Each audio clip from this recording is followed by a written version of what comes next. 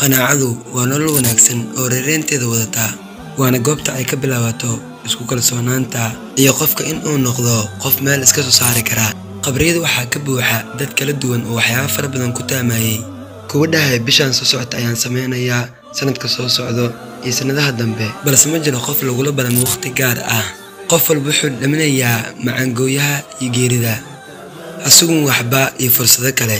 ilbiriqsi kastoo aad neefsanayso oo fursad uu Alle subxaanahu wa ta'aala ku siiyay ay ka faa'iideyso.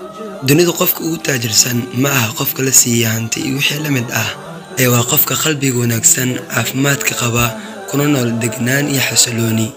mustaqbalka meesha ugu wanaagsan waxay ka bilaabataa hadallo wanaagsan iyo niyad wanaagsan oo mangal ah, taasi oo dejin kartaa qulubta soo daashay una noqon kartaa bilow cusub. kalsoonidu waa inaad ogtahay in aad tahay qof dhammaystiran, waxaad ogtahay ka xishoonin xitaa haddii aad tahay qof daciif ah. naftaada oo keliya ha daneenin, balse dadka waqtigooda iyo qaayahooda sii, adigoo u fiirinaynin da'dooda, qabiilkooda, nasabkooda iyo halka ay ka soo jeedaan. dadaalka ugu mudan waa hawl kasta sida wanaagsan in aad u qabato. ma jirto cid loo ballan qaaday in ay guuleysanayso ama ay guuldareysanayso.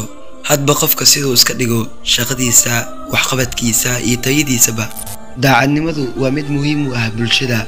qof kastoo muslim ah waa mid looga baahan yahay in uu daacad u ahaado sida shaqadiisa, reerkiisa, dadka ula nool yahay iyo asxaabtiisa.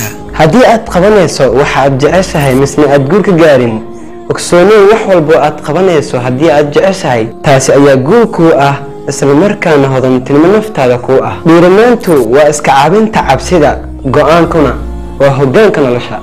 waxaa laga yaabaa in aadan ogaan go'aanka iyo natiijada ka imaanayso noloshaada iyo waxyaabaha aad samaynayso, balse natiijo la'aan iyo waxqabad la'aan wax ay kuu keenayso ma laha, isla markaana natiijadaadu waxay noqonaysaa mid aad u hooseyso.